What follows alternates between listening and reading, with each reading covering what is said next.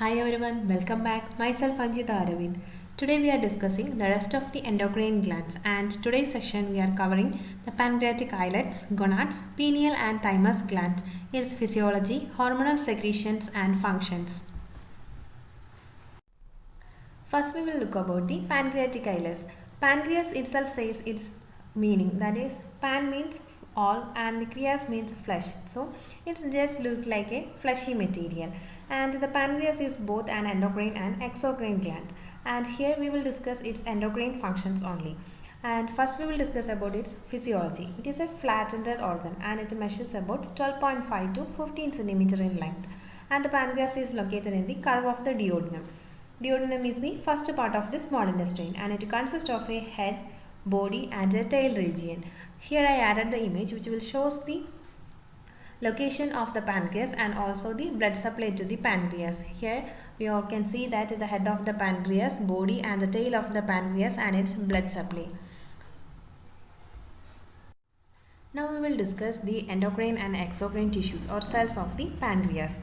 Roughly 99% of the exocrine cells of the pancreas are arranged in a clusters of cells, and it is called the Acini cells, and these Acini cells which will produces the digestive enzymes, and the digestive enzymes which flow into the gastrointestinal tract through a network of ducts and scattered among the exocrine Acini cells. There are 1 to 2 millions of tiny clusters of the endocrine tissues are there, and they are called the pancreatic islets or islets of Langerhans. And abundant capillaries serves both the exocrine and endocrine portions of the pancreas. So these two are the main exocrine and endocrine tissues or cells which is present in the pancreas, that is the Acini cells and the pancreatic islets. And here I added the histological structure and also the pancreatic islets and surrounding Acini cells is there. And in that image we can see that each pancreatic islet which includes mainly 4 type of hormone secreting cells, that is the alpha cells, beta cells, delta cells and F cells. Next we will discuss the secreted hormones from the pancreatic islets. So I have already said that each pancreatic islets include 4 type of hormone secreting cells, that are the alpha cells, otherwise known as the A cells.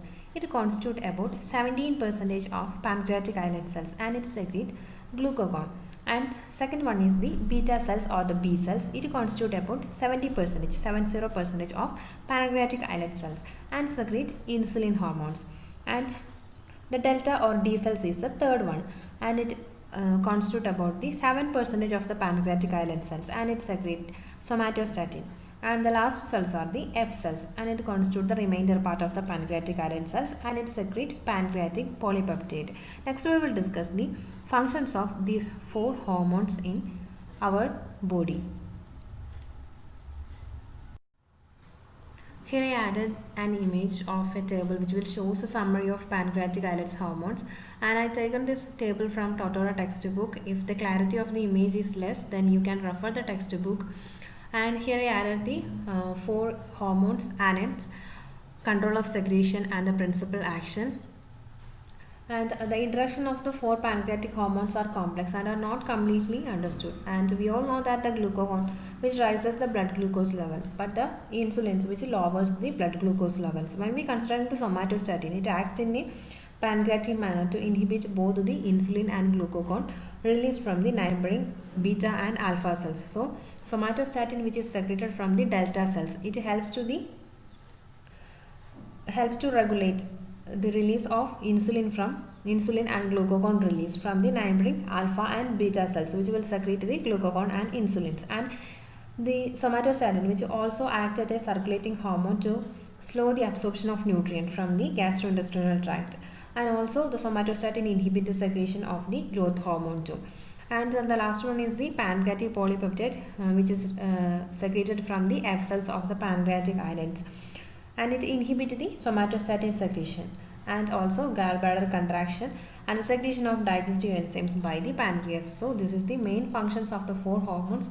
Glucagon which will raises the blood glucose level and insulin lowers the blood glucose level, and the somatostatin inhibit both the insulin and glucagon secretion from the alpha and beta cells, and pancreatic polypeptide which decreases the or inhibit the secretion of somatostatin from the delta cells. So this is the 4 hormones secreted from the pancreatic islets and its functions. Next, we will discuss the regulation of glucagon and insulin secretions. The secretion of insulin and glucagon are controlled by a negative feedback mechanism. We all know that the principal action of glucagon is to increase the blood glucose level when it falls below the normal level. And the action of insulin, on the other hand, it helps to lower the blood glucose level when it is too high, and the level of blood glucose control the secretion of the glucagon and insulin via a negative feedback mechanism. And here I added the image which will show the negative feedback regulation of glucagon and insulin secretions, and the blue arrows which will shows the secretion of the glucagon and the orange arrows which will shows the secretion of insulins. And the mechanism happens in, it is shown in an 8-way mechanism, and the first step which is starting with when there is a low blood glucose level, that is the hypoglycemia, which stimulates the secretion of glucagon from the alpha cells of the pancreatic cells. So when there is hypoglycemia, the alpha cells which will secrete the glucagon, and the glucagon act on the hepatocytes. We all know that hepatocytes is the liver cells, and it acts on the liver cells and to accelerate the conversion of the glycogen to glucose, and to promote the formation of glucose from the lactic acids and certain amino acids too. So the released glucagon acts on the liver cells and it accelerates the conversion of the glycogen to glucose, and also promote the formation of glucose from the lactic acids and some amino acids. As a result, the hepatocytes release the glucose into the blood more rapidly, and the blood glucose level increases or rises. And if the blood glucose level continues to rise, the blood glucose level increases and high, and it inhibits the release of the glucagon via a negative feedback mechanism. And the dashed arrows, the blue dashed arrows which will show the negative feedback mechanism, that is, if the blood glucose continue to rise, the hyperglycemia inhibit the release of glucagon.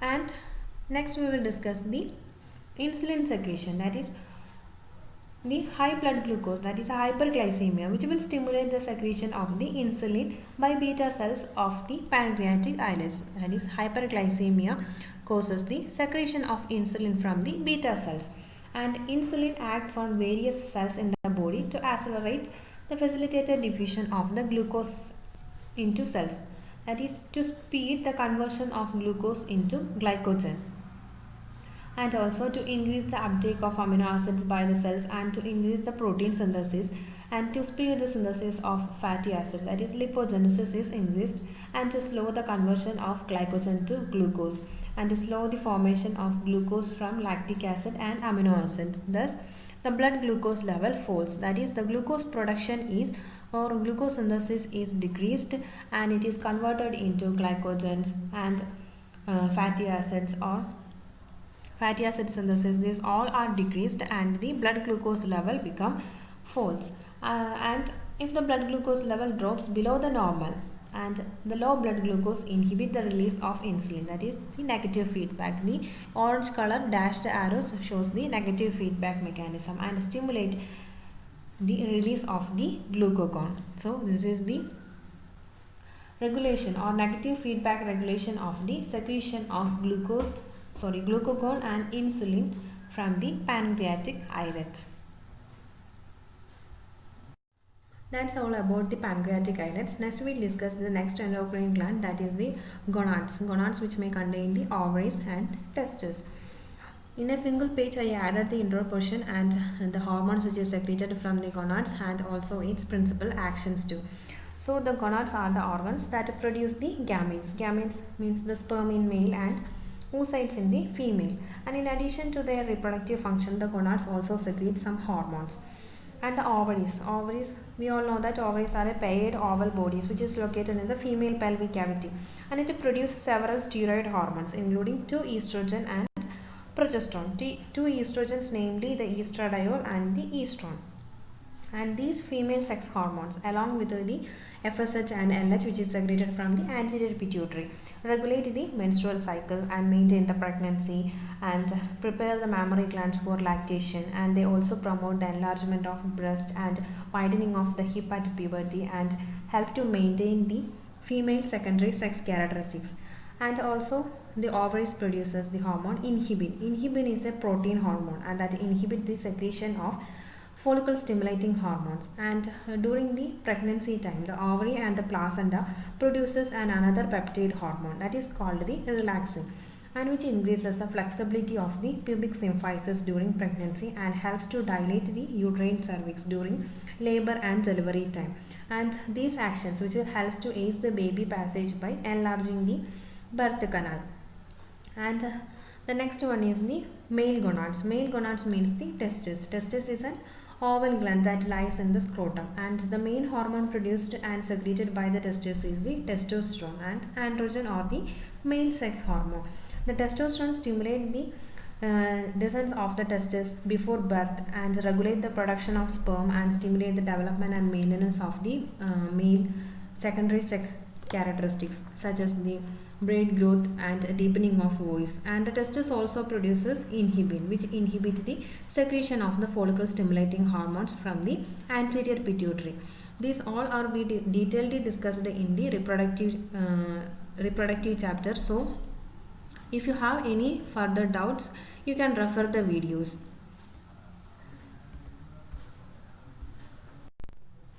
Next endocrine glands are the pineal glands and the thymus gland. Here I added the image which will show the location of the pineal and the thymus glands. And the pineal gland, that is a pine cone shaped, and it is a small endocrine gland. It is attached to the roof of the third ventricle of the brain at the midline, and it has a mass of 0.1 to 0.2 gram, and it is covered by a capsule which is formed by the pia mater. And the gland consists of mass of neuroglia and secretory cells, and the pineal gland secretes the hormone melatonin. It is an amine hormone derived from the serotonin, and melatonin appears to contribute to the setting of body's biological clock, and as more melatonin is liberated during the darkness than in the light time, and this hormone is thought to promote sleepiness in humans. And the thymus, which is located behind the sternum between the lungs, and the hormones which is produced by thymus are the thymosin, thymic humoral hormones, and the thymic factors and the thymopoietins. And it promotes the maturation of the T cells. T cells is a type of white blood cells that destroy the microbes and foreign substances and may retard the aging processes also. So this is the main function of the thymus hormones. And pineal gland secrete the melatonin, and it regulates the body's biological clock. Next we will discuss some of the tissues or organs which are not a part of the endocrine system and are able to produce the hormones. Here I added some of the hormones and its principal actions. When we consider the gastrointestinal tract, the gastrins, glucose dependent insulinotropic peptide, secretin, and cholecystokinin.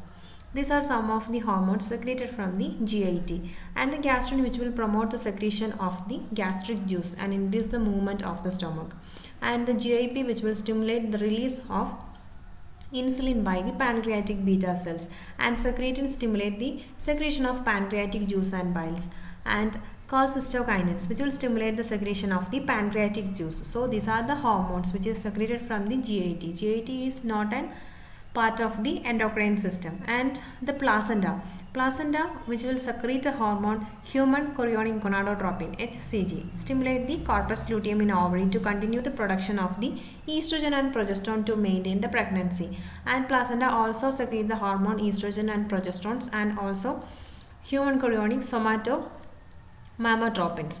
These maintain the pregnancy and stimulate the development of mammary glands for the lactations. So the placenta is also not a part of the endocrine system, but they are secreting different hormones. And in kidneys secrete the hormones renin and erythropoietin and calcitriols. The calcitriols which is synthesized begins in the skin and it continues in the liver and ends in the kidney. That's why it's added in the organ kidney. And The function of renin we all already discussed, and erythropoietins. Erythropoietin increase the rate of RBC's formation, and calcitriols which aids in the absorption of the dietary calcium and phosphorus.